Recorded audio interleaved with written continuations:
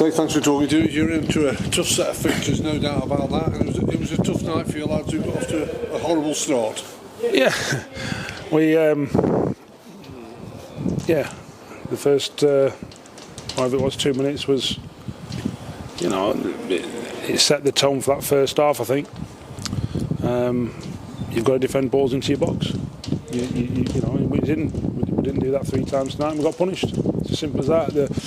The little nuances of knowing when to nudge someone to head the ball, knowing when to get hold of someone. Chris Porter doesn't get them chances. There's Marlon Romeo, there's a ball at the back post that Josh is about to stick in the goal and Romeo edged it out for a corner. It was great defending. We haven't quite got that know-how or nous yet in our players. It was the same at Wigan.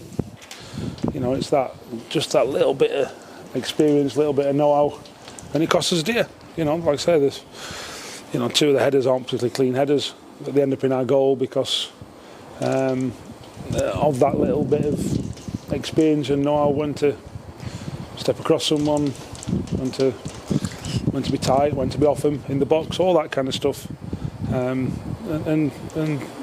And that's the difference. We deserved a goal, without a shadow of a doubt. We definitely deserved a goal. We had one cleared off the line at the bar, and Josh Lundstrom's missed one, an air shot. But at that time, it's the game's already sort of done and dusted, and we've got to make sure that we are like that at 0-0. We can't be 1-0 down or 2-0 down, because that's what they were Saturday. It was 2-0 down Saturday, and we're on top. We've got to make sure we're doing that 0-0. You can't be pleased because you lost a football game, and I know what it means to all of you. But you saw a response in the second half. You changed it a little bit with your early substitutions, and there was a real at it there from your side. Unfortunately, you conceded a third goal and made it even worse then. But at least there's something there that probably gives you a bit of promise. Listen, I think in every game we've had spells. We dominated Oxford for the 60 minutes. We had a good half an hour against Wickham, probably 40 minutes against Wickham at 2-0 down and 2-1. We've had probably 30 minutes, 40 minutes today. But goals change games. It's as simple as that. Goals change games. And if you're 1-0 down or 2-0 down or 3-0 down, the game's changed. The game's already away from you at that point, or you're giving yourself a mountain to climb. So we've got to understand that them crucial moments in both penalty boxes, really, you've got to make sure that you come out on the right side of it. And if you don't, you're going to concede goals and not score goals. It was no surprise that the ball's bouncing around, it's the bar, and it still doesn't go in.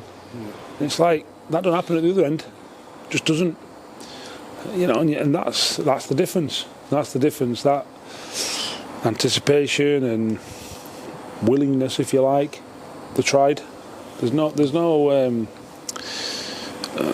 disputing effort. There's no disputing effort at all. But they've got to be a little bit more ruthless. Now that's a little bit more experienced, which is hard saying that to 17, 18, 19, 20-year-olds. But they've got to try and get a bit more know-how. They're all on that journey. We all know that. And I have to say, for a couple of them, it was a game too much tonight. We saw that. It's not their fault. It's where they are in their development.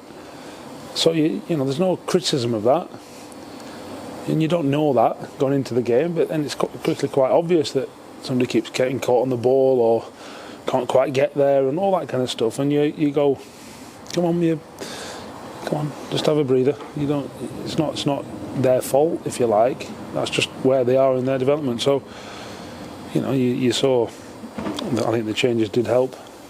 And we've got to make sure that whatever team we play and whatever team is selected plays like that for the majority of the game, because they're not far off it. They're not. I know some fans will think, well, we've won one in whatever, and I get that. But they're on the right track. They're trying, and once they get that little bit of know-how and a little bit of nous, which will come with playing games, then they're going to be fine. We were in a far worse situation 5 years ago, because one, were a division lower, and two, were trying to rebuild,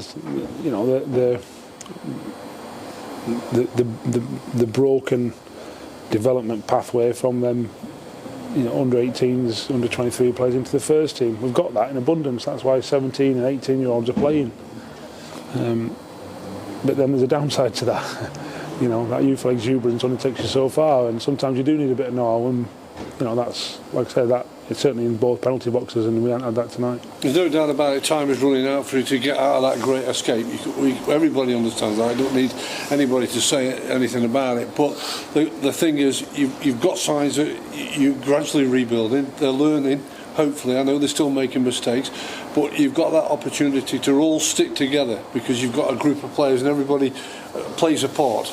Yeah, anyone doesn't think that them lads are trying, I'll argue with till I'm blue in the face. They're trying. They're giving everything. Don't get on their back. They're giving everything. They are. They're not. They haven't thrown in the towel. And if anyone thinks that, then they're wrong. Simple as that. They've got to stick together. We've all got to stick together. I think the fans have been brilliant on that score as well. We're bottom of the league. I get it. Most of the clubs will be, hell to pay. They understand where we're at. It's not as if we're just accepting it. We're not just going, there's an inevitability about it. It's not that. It's just that we know where we are, and we've got to keep. I've got to keep with the players. I'm not tearing strips off them. They're trying. They're giving everything. And the fans have been brilliant because they understand that. So, we've got to keep with them and keep supporting them and keep helping them develop, and they'll get there. We did that with the last lot, and we'll do that with this lot. Great to see Zach Williams back. I know he got a bit of minutes with the under-23s at the weekend, but he's back, and there's a 17 and an 18-year-old in the heart of the defence in the second half. Yeah, look, Zach's played 30 minutes of football in the last 2 months or something. And was he quite ready tonight? Probably not.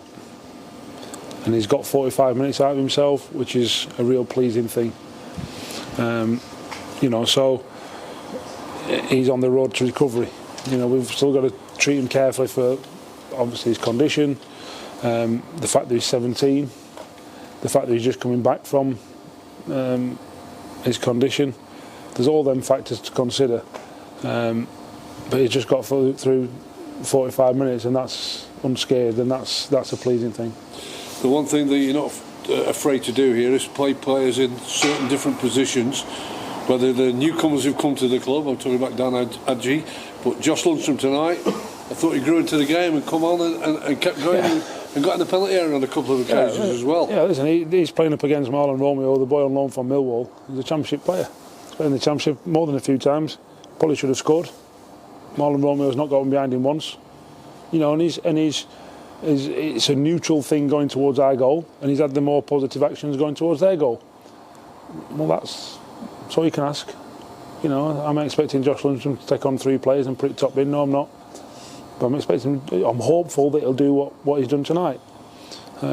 Because we can't run before we can walk, and Josh is a good example of where he's at. He got robbed of his season last year through his broken leg, and he's had a good game tonight. He's like I say, he's kept an attacking right wing back quiet, and he's affected the game at the other end.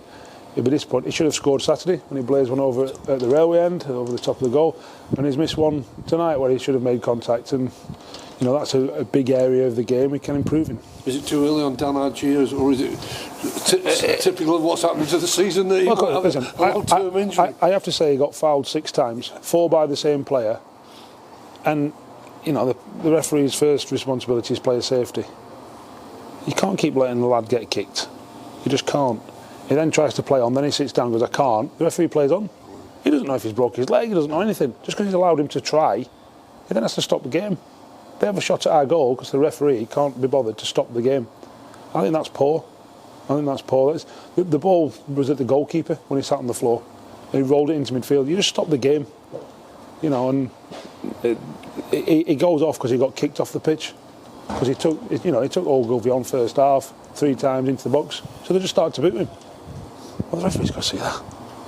You can't just allow a lad to get kicked off the pitch. And that's what happened. And that's 1980s football.